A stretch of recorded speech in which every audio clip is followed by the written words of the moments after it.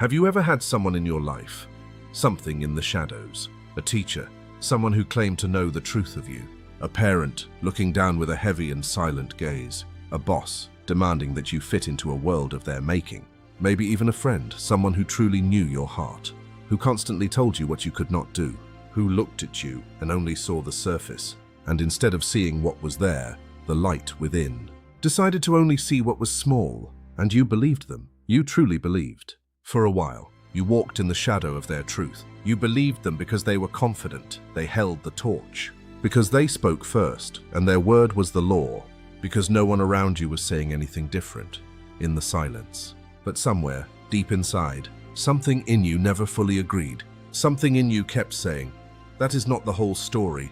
That is not all that I am. I am made of stars." Tonight, I want to talk to you about where that feeling comes from. Because that feeling is not random, it is not wishful thinking, divine order. It is not your ego protecting itself from hard truths. The light is real. That feeling is a memory of the infinite sea, a memory of what you actually are, before someone decided to tell you otherwise. And the one who decided to tell you otherwise has a name. He is called the Demiurge, the first Archon, the blind god who built the world you were born into, and who has, from the very beginning, been watching your every move, held one very specific belief about you, a belief that locks you away. Tonight, we find out what that belief is, and tonight we find out why he is wrong. Before we go in, if you are new here, subscribe now, turn on the notification bell, enter the archive. Because what we do on this channel is hand you back the knowledge that was taken from you, piece by piece, week by week, and you will not want to miss a single piece of it. Let us start simply. We must build on a clean foundation of truth, because this teaching deserves a clean foundation before we build on it. In the Gnostic tradition, the world was not made by the highest God, pure light.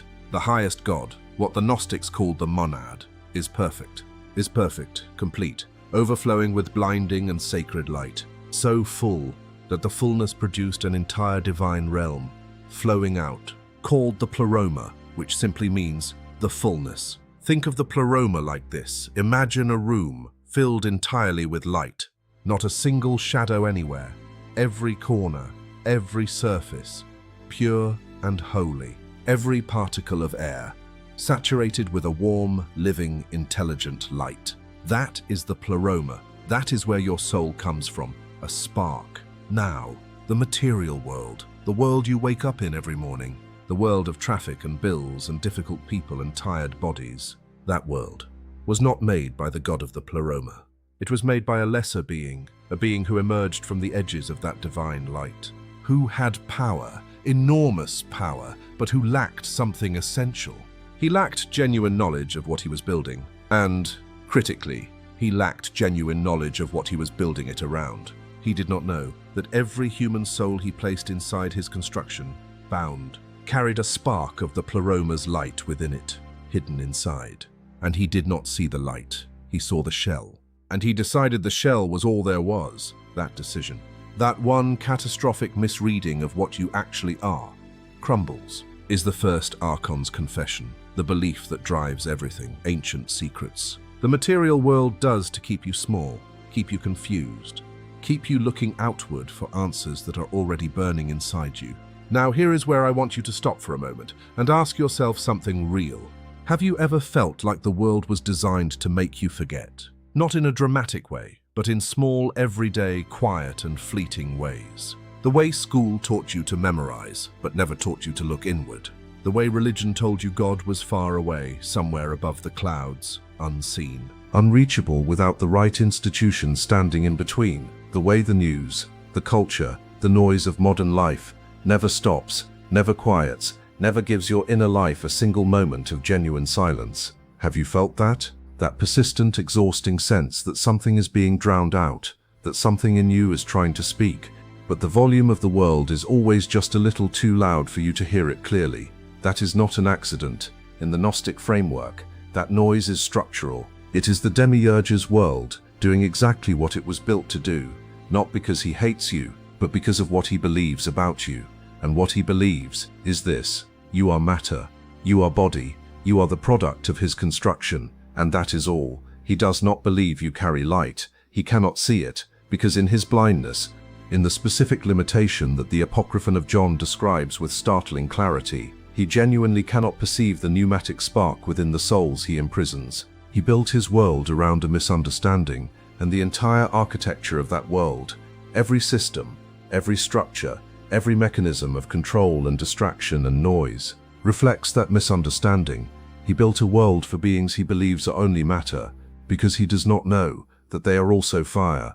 The Apocryphon of John is one of the most important texts discovered at Nag Hammadi in 1945, and it preserves something about the Demiurge that most people, even people who know the Gnostic tradition, overlook. It tells us his name, Yaldabaoth, and it tells us his defining characteristic. He is described as lion-faced, powerful, and, most importantly, as believing himself to be alone. He looks at his construction, his world, and he says, "I am a jealous god. There is no other god beside me." Now, think about that statement.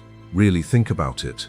Why would a god say that, unless some part of him was afraid it was not true? Why would the ruler of the material world feel the need to announce his singularity, his supremacy, his total authority, unless something in the world he built kept suggesting otherwise?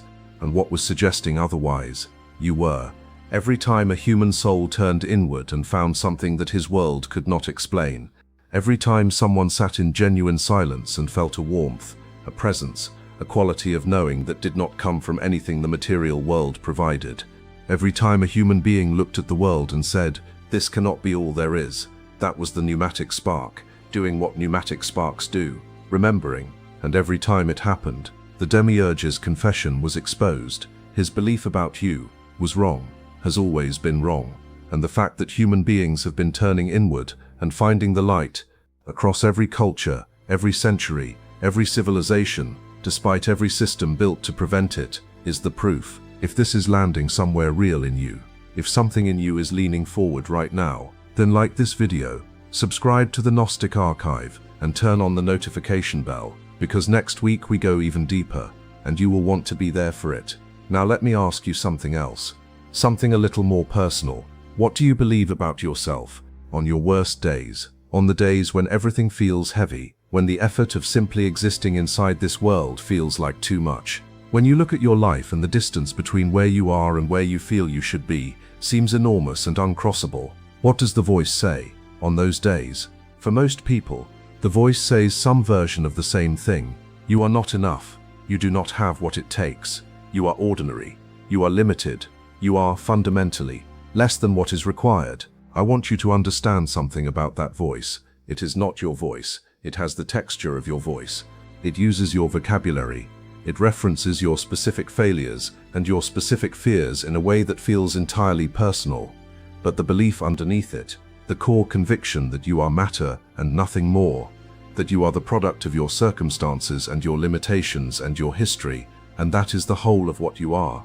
That belief is not originally yours. It is the Demiurge's belief, transmitted through his world, absorbed so early and so thoroughly that it began to feel like self-knowledge. It is not self-knowledge, it is the first Archon's confession, living inside your head, in your own voice, and recognizing that, just that single recognition, is the beginning of something the Gnostic tradition called Gnosis, direct, personal, unmediated knowledge of what you actually are, not what the world told you, not what the noise decided, not what the first Archon's blindness produced as a belief about the souls in his construction, what you actually are.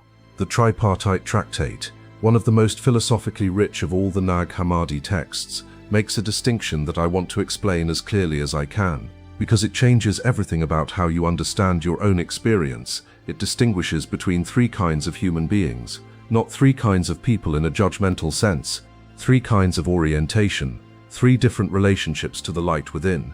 The first it calls hylic, from the Greek word for matter.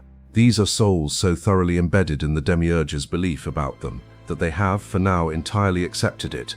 They live entirely on the surface of existence. What you see is what you get. What the world provides is all there is. The inner life is either absent or so buried under the noise that it produces no signal they can recognize. The second it calls psychic.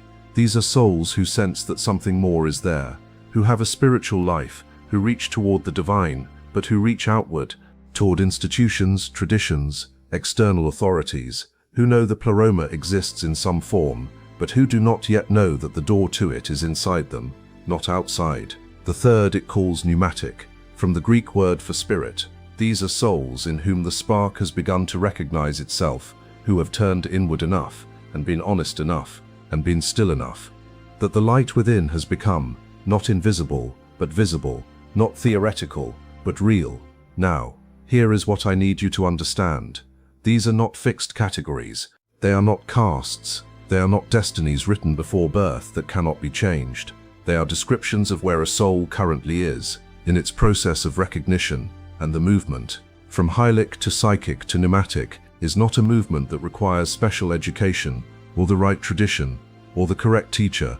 It requires one thing: the willingness to look inward, honestly, without the protective noise, and ask the question that the Demiurge's world is specifically designed to prevent you from asking. What am I, really, underneath all of this? That question, asked genuinely, is the beginning of the pneumatic movement, and the fact that you are here, watching this, already asking it in some form, tells you something about where you are. Let me bring this even closer, because I do not want this to remain abstract. Think about a moment, a specific moment in your life, when you felt genuinely, unexpectedly alive, not excited, not stimulated, not entertained, alive, in the deep sense, the quiet sense, the sense that something real was present, and you were fully within it. Maybe it was a moment in nature, when the light fell in a certain way, and everything went still. Maybe it was a moment of genuine connection with another person, when the usual social performance dropped away, and something honest passed between you. Maybe it was a moment alone, in silence, when the noise of your own thoughts quieted just enough, and in that gap, something was there, something warm, something that felt more like home than anything the material world had ever offered you. Do you remember a moment like that?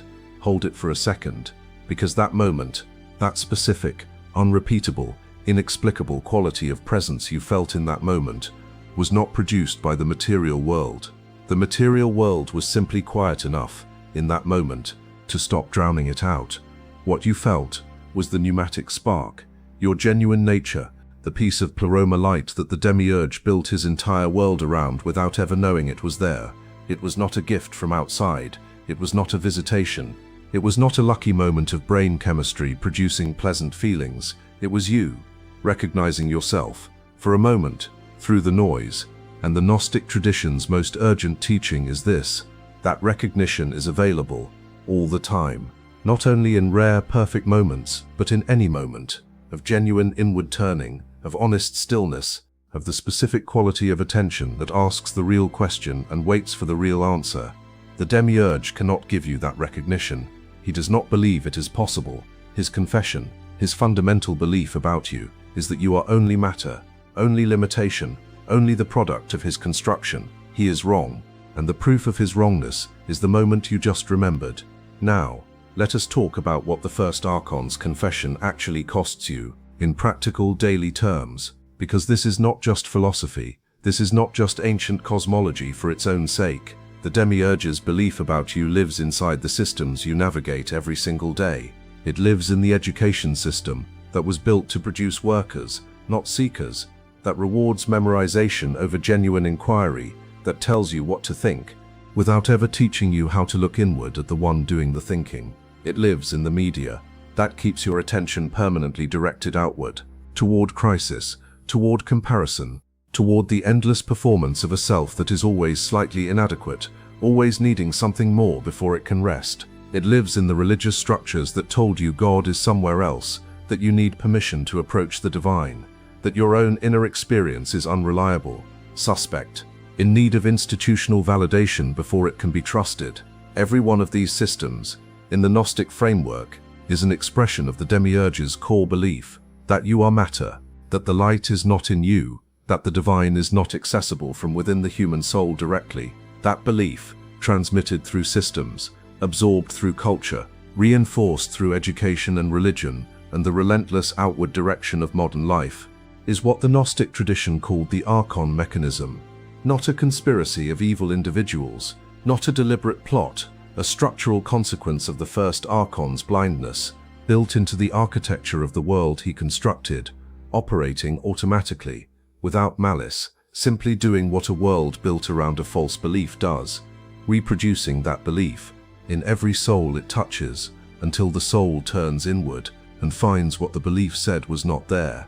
And then, the mechanism loses its power over that soul.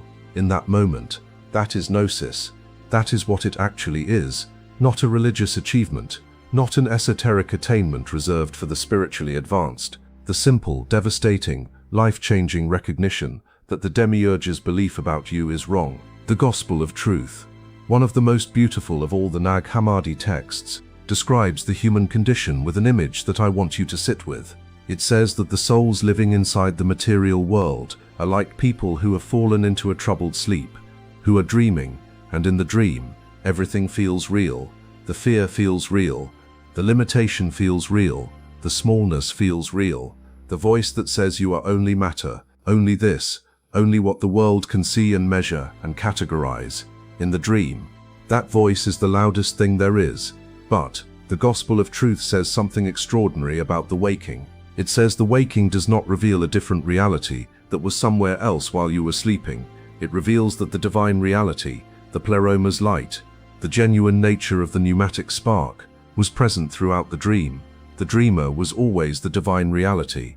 Dreaming, the light was never absent. It was simply inside a dream that kept insisting it was not there. And the waking is not the arrival of something new. It is the recognition of what was always the case. The first Archon's confession, his belief that you are only matter, that the light is not in you, was always a dream's logic, solid and convincing inside the dream, dissolving the moment the dreamer begins to wake. And the dreamer, right now, is beginning to wake. Subscribe to the Gnostic Archive, turn on the notification bell, because what we are doing here, together, week by week, is the waking, one teaching at a time, one recognition at a time, and the pneumatic spark in you, the one that brought you to this video, the one that has been saying all along that the official version is incomplete. That spark deserves to keep going. Do not stop now. So what do you do with all of this, practically, on a Tuesday morning, inside the Demiurge's world, with everything it asks of you and everything it insists you are? The Gnostic tradition's answer is not a technique, it is not a ritual, it is not a set of steps that produces guaranteed results if followed correctly. It is a reorientation, a fundamental shift in where you place your attention. The Demiurge's world trains your attention outward, always outward, toward the next thing, the next crisis, the next comparison, the next external authority, who will tell you who you are and what you are worth, and whether what you feel inside is legitimate. The reorientation is simply this: turn inward, once, genuinely, without agenda, without the need for a specific result, without the performance of spiritual seeking. Just turn inward and be still and honest and ask the real question: what is here underneath everything the world has told me I am? And then wait, not for a dramatic experience, not for a vision or a voice or a feeling of celestial light descending from above. Wait for the simple, quiet, unmistakable quality of the pneumatic spark's own presence, which is not dramatic, which is not loud, which does not compete with the noise. It simply is. It has always been. And in the stillness, honest enough and genuine enough, it becomes recognizable, not as something foreign, not as something that came from outside, as you, the you that was there before the world got to you, the you that the Demiurge built his world around without knowing, the you that carries the Pleroma's light in the place his construction cannot reach. That recognition, however brief, however quiet, is the first Archon's confession defeated, not by argument, not by theology, not by the accumulation of esoteric knowledge, by direct experience of what you actually are. The Demiurge believes you are matter and nothing more. He has built an entire world around that belief, and that world has had 17 centuries of practice getting you to agree. But here is what the Gnostic tradition knew, what the teachers who wrote these texts preserved at the cost of their lives, what was buried in jars in the Egyptian desert for 1600 years, waiting for the moment when the souls who needed it would be ready to find it. The light in you is older than his world. It was not created by his construction.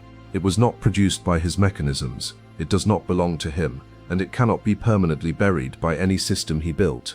It is a piece of the monad's own nature, the same overflowing fullness that produced the pleroma, the same generative light that Sophia carried when she reached, the same divine fire that has been finding its way through every suppression, every institutional noise, every century of deliberate misdirection. It has been finding its way, through all of that, into this moment, into you. The first Archon's confession is that you are small, that you are limited, that you are the product of his making and the measure of his world. But the truth that was hidden and buried and suppressed and is now in your hands, is that you were never his. You were always the monad's. And the monad's light does not stay buried. It finds the crack in every darkness, in every noisy, carefully constructed system of forgetting, and it comes through. It is coming through right now, in you. That is not poetry. That is not comfort for its own sake. That is the oldest, most carefully preserved, most urgently needed teaching the Gnostic tradition ever produced. You are not what the first Archon believes you are. You never were, and somewhere in you, in the place that has always known, that has always quietly disagreed with the voice that said you were only this, only matter, only limitation, somewhere in you, you already know that. Subscribe to the Gnostic Archive, because the waking has begun, and we carry it forward together, every single week, until the dream is thin enough to see through completely. The first Archon is wrong about you. He has always been wrong, and now you know it too.